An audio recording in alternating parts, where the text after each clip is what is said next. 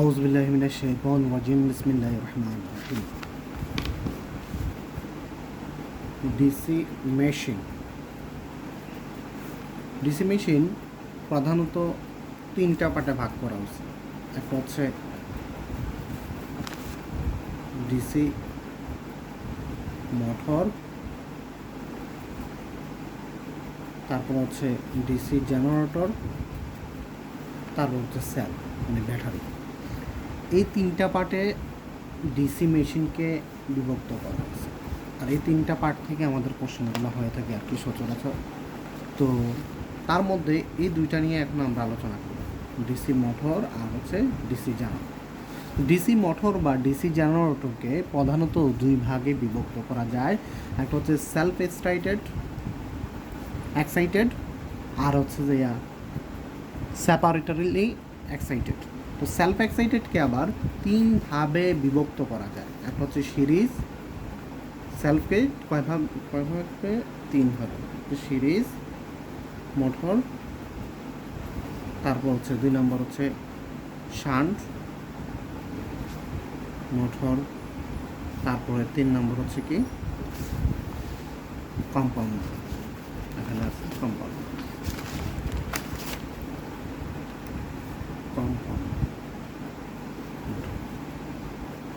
আচ্ছা, compound motor নিয়ে আমরা একটু পরে আলোচনা করতেছি। তার মধ্যে আমরা সিরিজ মোটরের মধ্যে আসি বা সিরিজ জেনারেটরের মধ্যে যদি আসি, আমরা ভালো করে লক্ষ্য করলে আমরা দেখতেছি সিরিজ আর্মেচারের সাথে সিরিজে একটি রেজিস্ট্যান্স সংযুক্ত থাকলেই তাকে বলতেছি আমরা সিরিজ মোটর। ঠিক জেনারেটরের চিত্রটাও সেম, আর্মেচারের সাথে সিরিজে একটি রেজিস্ট্যান্স সংযুক্ত আছে। শান্ট কি? শান্ট হচ্ছে আর্মেচারের সাথে প্যারালালে থাকতে হবে, আর্মেচারের সাথে প্যারালালে থাকতে হবে। তা আর্মেচারের সাথে আমরা দেখতেছি এখানে একটা প্যারালালে রেজিস্ট্যান্স সংযুক্ত আছে। ঠিক জেনারেটরের দিকে তাকাইলেও আমরা দেখতেছি আর্মেচারের সাথে প্যারালালে একটি রেজিস্ট্যান্স আছে, যাকে আমরা বলতেছি শান্ট রেজিস্ট্যান্স। তো আমরা এতটুকু ক্লিয়ার। সিরিজ জেনারেটর বা সিরিজ মোটরের কথা যদি বলে, তাহলে আমরা চিন্তা করব আর্মেচারের সাথে কিসে আছে? সিরিজে সংযুক্ত আছে। যদি বলা হয় শান্ট জেনারেটর, তাহলে আর্মেচারের সাথে কিসে আছে? প্যারালালে সংযুক্ত আছে শান্ট রেজিস্ট্যান্সটা। আর যদি বলা হয় কম্পাউন্ড হইলে সিরিজও থাকবে, শান্টও থাকবে। সিরিজও থাকবে, আবার কি থাকবে? শান্টও থাকবে। ঠিক আমরা দেখি কম্পাউন্ড জেনারেটরকে দুই ভাগে বিভক্ত করা যায় বা কম্পাউন্ড মোটরকে দুই ভাগে বিভক্ত করা যায়। একটা হচ্ছে শর্ট শান্ট আর একটা হচ্ছে লং শান্ট। মনে রাখার সুযোগটা কি? আমরা তো জানি যে সিরিজের মধ্যে সিরিজে থাকে, শান্টের মধ্যে প্যারালালে থাকে, তাহলে কম্পাউন্ডের মধ্যে দুইটা থাকে। তার মানে লং শান্টও দুইটা থাকবে রেজিস্ট্যান্স, শর্ট শান্টের মধ্যেও দুইটা রেজিস্ট্যান্স অবশ্যই থাকবে। আচ্ছা, ভালো করে তাকাইলে দেখতেছি শর্ট শান্টের মধ্যে এই যে অংশটুকু একদম শর্ট, আর লং শান্টের মধ্যে এই জায়গার মধ্যে সিরিজ রেজিস্ট্যান্সটা দেখেন, শর্ট শান্টে এখানে সংযুক্ত করছে, কিন্তু লং শান্টের মধ্যে এই অংশটা, আগে যে অংশটা ছিল এই অংশটা কিন্তু এখন বড় হয়ে গেছে। বোঝানো, মনে রাখার টেকনিক এটা আর কি আসলে। তো এখানে আমার এটা আর্মেচারের রেজিস্ট্যান্সটা সাথে অতিরিক্ত একটা সিরিজ রেজিস্ট্যান্স হয়ে এই রেজিস্ট্যান্সটা বৃদ্ধি বড় বেশি হয়ে গেছে, যার কারণে আমরা এটাকে বলি লং শান্ট কম্পাউন্ড মোটর বা জেনারেটর। সবগুলোর চিত্র কিন্তু প্রায় সেম, সবগুলোর চিত্র দেখেন, জেনারেটর যা চিত্র মোটরের চিত্র কিন্তু কাছাকাছি। তাহলে আমরা এখন কি শিখলাম? শর্ট শান্ট জেনারেটরের চিত্র, লং শান্ট জেনারেটরের চিত্র, তারপর সিরিজ মোটরের চিত্র, শান্ট জেনারেটরের চিত্র বা শান্ট মোটরের চিত্র, এগুলো আমরা চিনলাম। এখন আমরা ভালো করে লক্ষ্য করব যে মোটর আর জেনারেটরের মধ্যে মূল পার্থক্যটা কী হচ্ছে। এখানে ম্যাথমেটিক্যাল টার্ম করার সময় কী সমস্যাগুলো কীভাবে আমরা ভালো করে লক্ষ্য করব। আমরা যদি লক্ষ্য করি, মোটর হচ্ছে বৈদ্যুতিক শক্তি থেকে যান্ত্রিক শক্তিতে রূপান্তর করে। মোটর কী করে? বৈদ্যুতিক শক্তি থেকে তার ইনপুটে বৈদ্যুতিক শক্তি দেওয়া হবে আর আউটপুটে যান্ত্রিক শক্তি পাবো। তাইলে আমরা যদি বৈদ্যুতিক শক্তিটা আমার এই টার্মিনালে দিই, ঠিক এই টার্মিনালে, ভালো করে লক্ষ্য করুন, এই টার্মিনালে যদি আমি বৈদ্যুতিক শক্তি দেই, তাহলে অবশ্যই আমার কারেন্ট ফ্লোটা এভাবে হয়েছে। তো কারেন্ট ফ্লো যদি এই দিকে হয় তাহলে আমার এই যে সিরিজ রেজিস্ট্যান্সটা এটার প্রথম টার্মিনালটা আমার পজিটিভ হবে, তারপরে এদিকে আসার পরে এইটার মধ্যে দিয়ে যখন প্রবাহিত হবে এখানে আর্মেচার কয়েলটা আছে, আর্মেচারের কয়েলের মধ্যে তো একটা রেজিস্ট্যান্স ড্রপ হবে যাকে বলি আর্মেচার রেজিস্ট্যান্স। তা আর্মেচার রেজিস্ট্যান্সটাও তো পজিটিভ হবে, মানে বিষয়টা এমন হবে আর কি, ধরেন এখানে কি আছে সিরিজ রেজিস্ট্যান্স আর এখানে কি আছে আর্মেচার রেজিস্ট্যান্স, এটা পজিটিভ এটা নেগেটিভ, এটা পজিটিভ এটা নেগেটিভ। এই দিক ব্রেক ইএমএফ, ব্রেক ইএমএফটা মূলত কি? ব্রেক ইএমএফ হচ্ছে আমরা জানি কোনো একটা পরিবাহী পদার্থের উপরে যদি বা চুম্বকীয় পদার্থের উপরে যদি কয়েল পেঁচানো হয় বা পরিবাহী কন্ডাক্টর পেঁচানো হয়, তার মধ্যে দিয়ে যদি বিদ্যুৎ চলাচল করে তখন ওই পরিবাহীর চুম্বকীয় পদার্থ এবং ওই কয়েলের মধ্যে একটা চুম্বকীয় প্লাক্সের উৎপন্ন হয়, আর এই প্লাক্সকে কর্তন করার কারণে কন্ডাক্টরের মধ্যে একটা ইএমএফ তৈরি হয়। এখানেও সেম প্রক্রিয়ায় যখন কারেন্টটা এই আর্মেচার কয়েলের মধ্যে দিয়ে প্রবাহিত হয় তখন আর্মেচার কয়েল প্লাক্স উৎপন্ন করে এবং প্লাক্সের কারণে ওই জায়গার মধ্যে ইএমএফ আবিষ্ট হয়। এখন যদি ইএমএফ আবিষ্ট হয়ে যায় এখানে ইএমএফটা কি করবে? তো ইএমএফটা এখানে যে আমরা সাপ্লাই দিছিলাম তার বিপরীতে কাজ করবে। দেখেন আমার এই জায়গার সাপ্লাইর যে ভোল্টেজটা ছিল এই ভি ভোল্টেজটা এইভাবে প্রেসার দিচ্ছে, চাপ দিচ্ছে, আর এটা উল্টা চাপ দিবে, বিপরীত দিকে চাপ দিবে, যার কারণে এই ভোল্টেজটাকে বলা হয় ব্রেক ইএমএফ। কি ইএমএফ? Break EMF. মানে সে প্রয়োগকৃত ভোল্টেজের বিপরীতে কাজ করে বিদায় তাকে বলা হয় ব্রেক ইএমএফ। আচ্ছা, তাহলে আমরা ব্রেক ইএমএফ চিনলাম, তারপরে হচ্ছে যে কারেন্ট ফ্লো চিনলাম এখানে। তাইলে ব্রেক ইএমএফটা ভালো করে লক্ষ্য করি, তাহলে ব্রেক ইএমএফটা উপরেরটা পজিটিভ, নিচেরটা সবসময় নেগেটিভ হবে, এটা অল টাইম, কারণ এটা যেহেতু এইভাবে প্রেসার দিচ্ছে। আচ্ছা, তাইলে খেয়াল করি আমরা, তো এইটা যেহেতু লাইন থেকে যে কারেন্টটা পাইছিলাম আমরা, এইটা হচ্ছে লাইন কারেন্ট, লাইনে যেহেতু দিছি, এই লাইন কারেন্টটা এসে সিরিজে দেখেন প্রবাহিত হয়েছে আর্মেচার দিয়ে, তার আর্মেচার দিয়ে যেহেতু প্রবাহিত হয়েছে তাকে আবার আর্মেচার কারেন্টও বলতে পারি। সেই ক্ষেত্রে আমরা কি লিখতে পারি? লাইন কারেন্ট সমান সমান আর্মেচার কারেন্ট বলতে পারি না? এটা হচ্ছে সিরিজ জেনারেটরের ক্ষেত্রে বা সিরিজ মোটরের ক্ষেত্রে আমরা সেম কথাটা বলতে পারি, ঠিক আছে না? লাইন কারেন্ট সমান সমান আর্মেচার কারেন্ট। একটু এবার লক্ষ্য করি আমরা, এটা হচ্ছে মোটরের ক্ষেত্রে, তাই না? তো মোটরের ক্ষেত্রে এখন যদি আমরা ব্রেক ইএমএফ নির্ণয় করতে চাই, এখন আমরা লোড চালাই, ব্রেক ইএমএফ বাইর করতে হলে লোড চালাই। ইবি পজিটিভ যদি আমি নেই তাহলে দেখেন তো এটার কি নিব? পজিটিভ আইএ আর এ। এটার কি নিব? কোনটা নিব? সামনেটা না? পজিটিভ আর এ আর আছে, তারপর এটা তো পজিটিভ, এই উপরের টার্মিনাল সবসময় পজিটিভ, আর এটা কি নিচেরটা সবসময় নেগেটিভ। তাহলে এটার কোনটা নিব? Negative B equal 0। তাহলে একটু ভালো করে খেয়াল করেন তো, ইবি সমান সমান কী হচ্ছে? Minus IA R A minus R L R S C. তাহলে কী হচ্ছে? B minus IA. দেখেন আইএ আর আর এল কিন্তু দুটোটা সেম, তাহলে কি আমরা এই আর এলটা কমন নিতে পারি না? তাহলে আইএ প্লাস আর এস। খেয়াল করেন তো, এটার জন্য কি আমাদের সূত্র মুখস্থ করার কোনো প্রয়োজন আছে? খেয়াল করেন,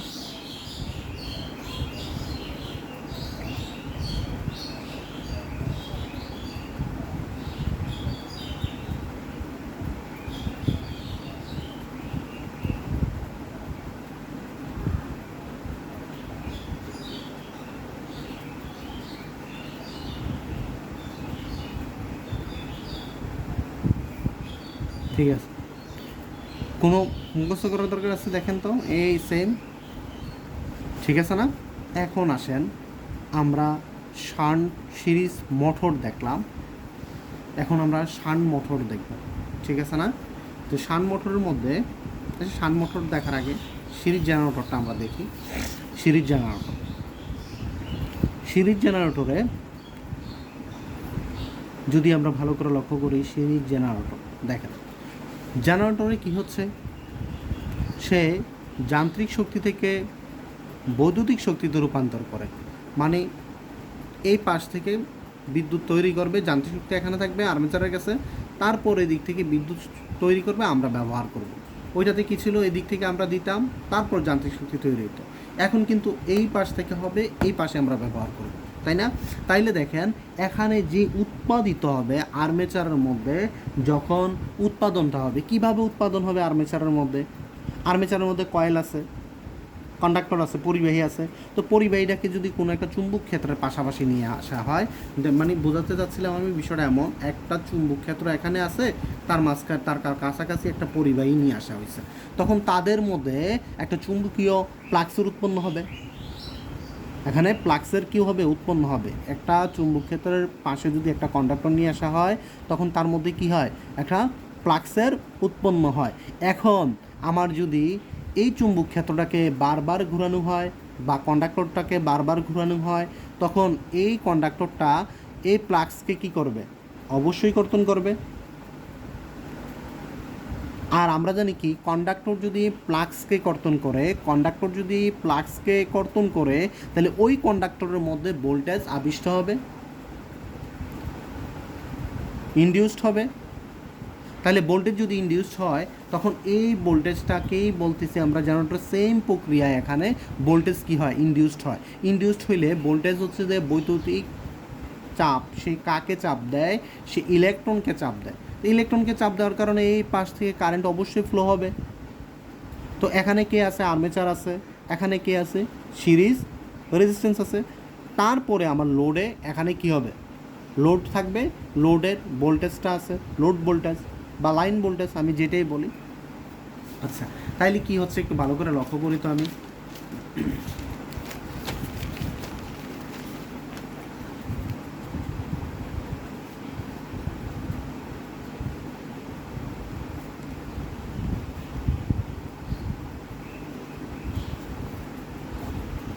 এটা প্লাস, এটা মাইনাস, যেহেতু কারেন্টটা এইভাবে ফ্লো হচ্ছে, অবশ্যই এটা প্লাস, এটা মাইনাস, এটা প্লাস, এটা মাইনাস।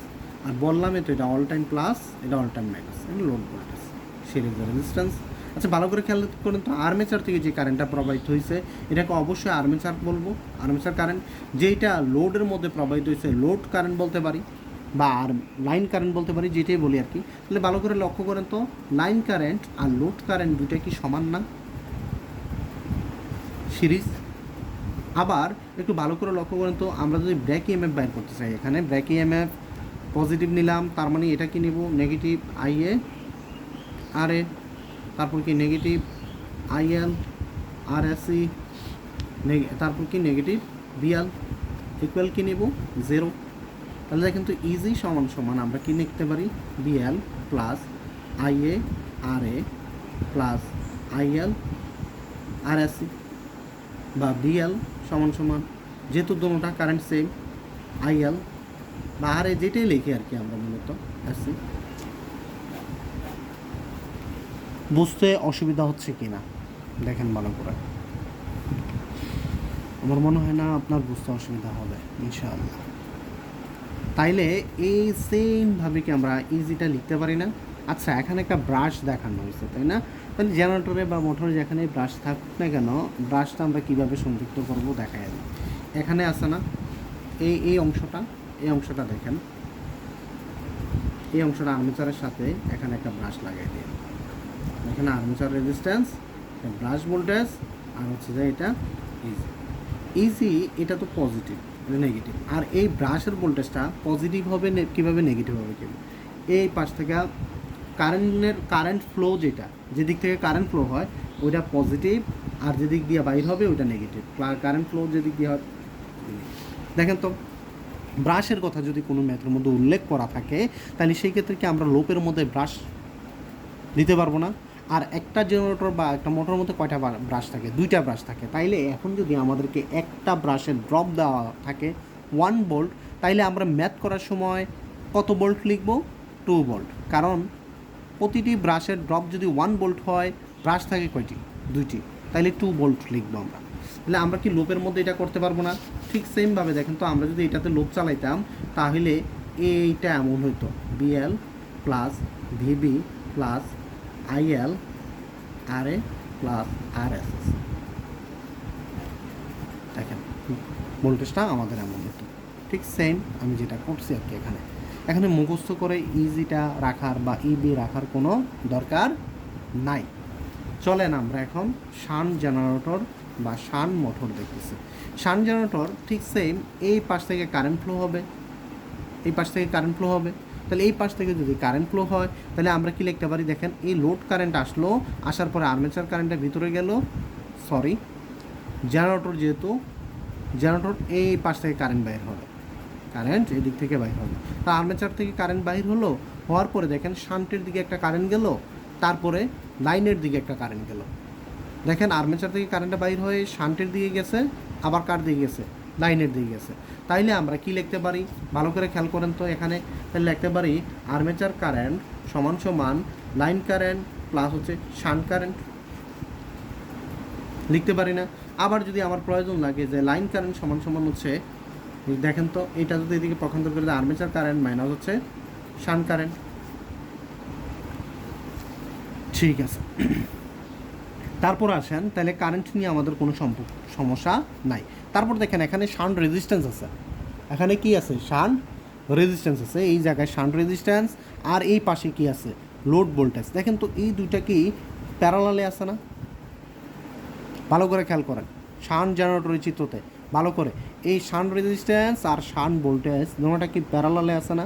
তাহলে আমরা যদি শান্ট ভোল্টেজকে শান্ট ভোল্টেজ মানে এই জায়গার ভোল্টেজ, এই জায়গার ভোল্টেজ তো সমান, শান্ট ভোল্টেজের জায়গায় আমি বলতে পারি লোড ভোল্টেজ। আমি যদি লোড ভোল্টেজকে শান্ট রেজিস্ট্যান্স দ্বারা কী দেই? ভাগ দেই, তাহলে কি আমি শান্টের কারেন্ট পাবো না? এই সেম কাজটাই তো আমি করছি, লোড ভোল্টেজকে শান্ট রেজিস্ট্যান্স দ্বারা কী দিছি? ভাগ দিছি। ভাগ দেওয়াতে কী পাইছি? শান্ট কারেন্ট পাইছি, শান্ট কারেন্ট পাইছি। ভালো করে লক্ষ্য করুন। আবার আমার যদি এই জায়গায় পাওয়ার থাকে, পি ইজগুল টু আমি কী জানি? পি ইজগুল টু বিআই, ভোল্টেজ এবং কারেন্টের গুণফল। এই জায়গার পাওয়ার যদি জানি আমি কত? পি সমান সমান বিআই। তাহলে ইনপুটের পাওয়ার যদি হয়, ইনপুটের যে ভোল্টেজটা এটাকে বিএল ধরছি, কারেন্টটাকে আইএল ধরছি, তাই আইএল সমান সমান আমি কী লিখতে পারি? P input by BL. দেখেন তো আমি এই লোড কারেন্টও বাইর করতে পারলাম, দেখেন লোড কারেন্টও বাইর করতে পারলাম, কিছুক্ষণ আগে আমি আর শান্ট কারেন্টও বাইর করলাম। এই লোড কারেন্টও পেলাম, এই শান্ট কারেন্টও পেলাম। দুটোটা কারেন্ট যদি যোগ করে দেয় তাহলে আমি কি আর্মেচার কারেন্টটা পাচ্ছি না?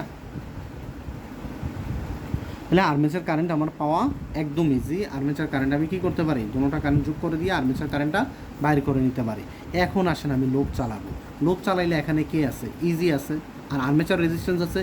তারপর এই পাশে চালাই আমি লোডটা, ভালো করে লক্ষ্য করুন। তা আমি যদি লোডটা চালাই, ইজি আছে, ইজি পজিটিভ, ভালো করে লক্ষ্য করুন।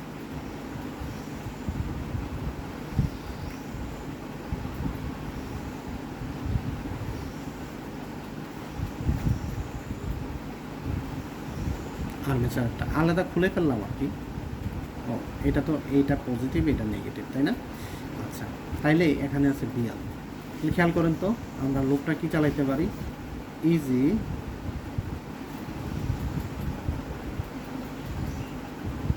পজিটিভ, পজিটিভ নিলাম, তার মানে negative IA R A minus BL equal কত? 0, বা ইজি সমান সমান বিএল প্লাস আইএ আর এ। ভালো করে লক্ষ্য করেন, বিএল প্লাস আইএ আর এ। ব্রাশ থাকলে ব্রাশেরটা দেব, না থাকলে তো নাই। তাহলে এই জায়গারও শান্ট জেনারেটরের সহ আমরা কী বাইর করতে পারলাম? শান্ট জেনারেটরের সহ আমরা ব্রেকে জেনারেটেড ইএমএফটা আমরা বাইর করতে পারলাম। আচ্ছা আসেন এখন আমাদের শান্ট মোটরের ক্ষেত্রে, তাই না? শান্ট মোটর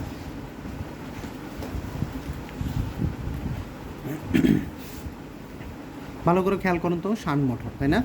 শান্ট মোটরে সেমভাবে দেখেন লাইন কারেন্টটা আসতেছে, আর্মেচার কারেন্ট আর শান্টের দিকে কারেন্ট প্রবাহিত হচ্ছে। লাইন কারেন্ট আসার পরে দুই ভাগ হচ্ছে, কারণ মোটরে তো এই দিক থেকে সাপ্লাই দিবে রে ভাই।